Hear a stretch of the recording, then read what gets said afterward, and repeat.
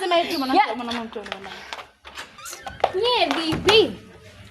Vipi VPN? Unajua sijui kama unatoka na bwana wangu Mchopa, si ndio?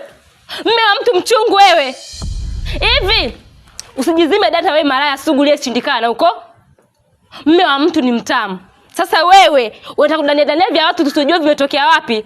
Usijizime data tena, njoo taratibu, mbele kuna utelezi. Mume wa mtu hana meno lakini anauma. Unasikia wewe malaya sugu ile shindikana mtaani pote hapa. Sasa umeingia choo cha kike. Unabata na mimi Gift, Mrs. Mchopa.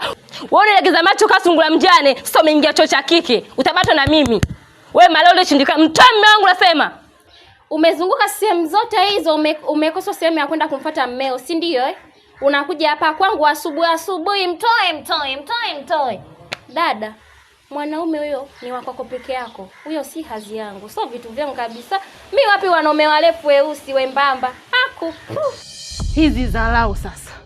Huyo anadharau sana huyo. Tena unajikuta malaya ule shindikana, si ndio? Malaya unapanga chumba cha 2500. Malaya unaweza kuleta kwenye apartment makubwa yenye bei za gharama huko. Muone kwanza macho kagoli za Kichina.